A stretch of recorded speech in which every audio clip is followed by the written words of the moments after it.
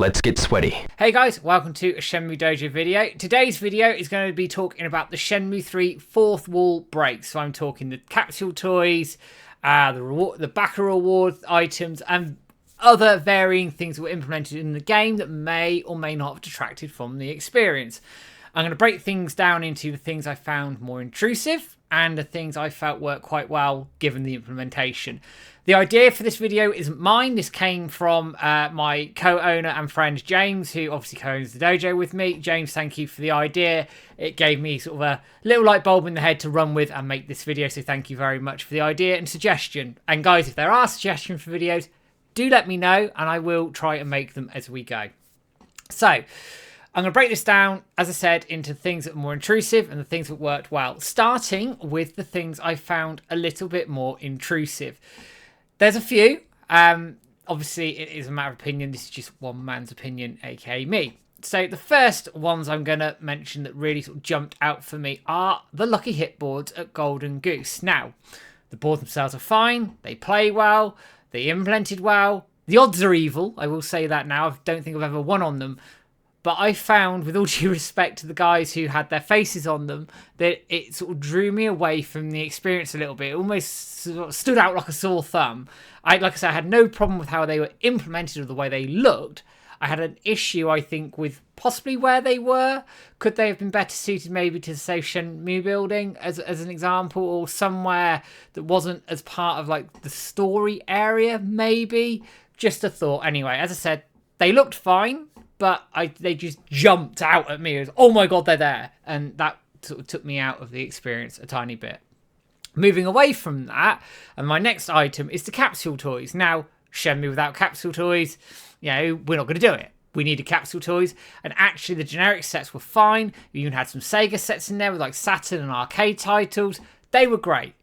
I'm not picking on those. The ones I am picking on particularly are the ones where you have the chibi figures of like Ryo, Shenhua, Landy, Zhuing, Fangmei, etc. Now, the models themselves look great. And I don't quite know why they haven't sold them as a set, like in real life. And if you are listening, Sega, Wisenet, etc., sell them, because you'll make some money on them, believe me. I think we'd all buy them, because they're really nicely done and really well designed. But it was a bit weird, I think, holding Ryo or Shenhua in Ryo's hand in game. It didn't quite fit or make sense. That's just me and how I sort of saw it, I guess. There is also the argument around the crisps and the chocolate in the original games that obviously you got pictures of Shenhua on there. Now, I guess the difference being with that is that's probably not as intrusive because it's not really imperative to anything. Whereas the capsule toys you can use obviously to sell for moose scrolls or make money. So you're more inclined to go towards that sort of thing rather than sort of picking up the chocolate, the crisps, etc. in the original games. I know back when we played the original games back in the day, obviously you would have put these things up. But I don't know, it didn't feel as intrusive. It felt more integrated in than the capsule toys did, perhaps. Just my opinion on that. Then, this is quite funny, some of the naming of the fishing rods. One was very, very interestingly named. Again, it's optional. Fishing is an optional minigame, but one that makes money quickly. And one of them was called Jacob's Greatest Tackle. It's a Kickstarter award. You could name it as you liked, but it does take you out of the experience a little bit. But I guess you're going to have that sort of issue when, quite frankly, you're going to let people name things in video games. I mean, the British named a boat Boatface. So you can imagine all the fun and games that could have ended up in the game. That Jacob's Greatest Tackle probably isn't as bad. The final one I'm going to pick up on is the NPCs in Shenmue 3, the backer NPCs. Now, it's sort of split into two here. The ones that were done well, I'll talk about in a minute.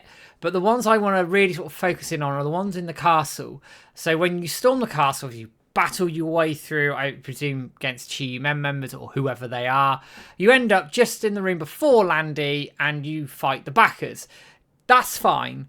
But seeing sort of random backers who are all sort of random shape sizes, whatever, it doesn't fit in with the aesthetics, I think, of the battle at the castle where you've essentially battled your way through some skilled martial artists to the top. You're about to fight Landy, and you have this extra fight, which the fight itself is fine, but the character models there, I don't think fit the tone of the castles, the castle, the storming of the castle, and the sort of the stakes that are on offer there. It doesn't quite fit. I obviously get why they did it, because it was a reward, and it was fine, but it sort of took away, I think, a little bit from the moment. Again, just my opinion. Now, onto the more positive side of this argument and discussion, the things that worked well. Hands down, probably the best thing they did was the safe Shenmue building. Absolutely brilliant. Entirely optional, definitely. All the items in there were perfectly well done, and I'd argue some rewards in there may have taken you out of the experience a little bit, but because they're in the safe Shenmue building, you don't really notice it.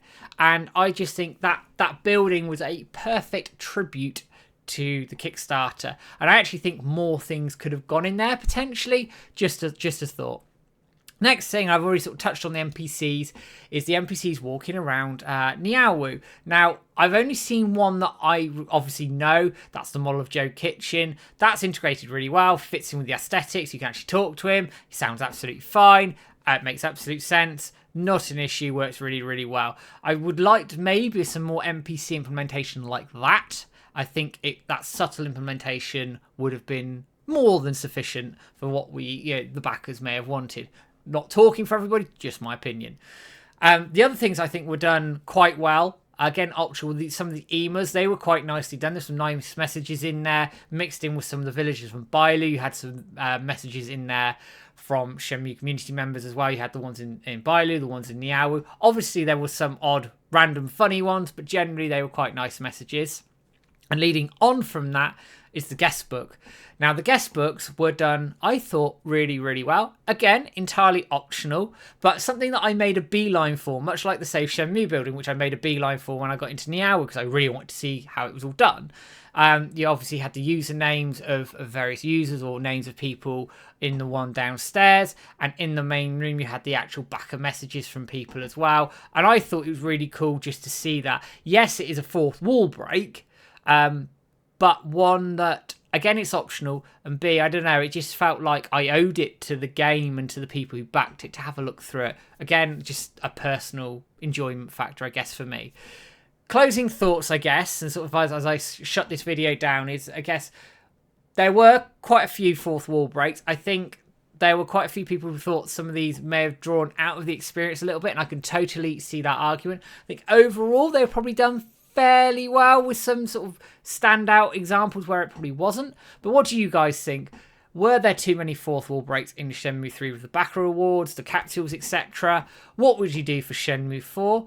What did you think was done well or badly with regards to this? Drop us a comment below and I might pick some up in future videos or just respond to them as I do. Give us a like, share, subscribe on Facebook, Twitter, Twitch, YouTube, all the usual places that you can find us now, guys. And I'll be back with a video soon. But for now, guys, take care. Have a good one.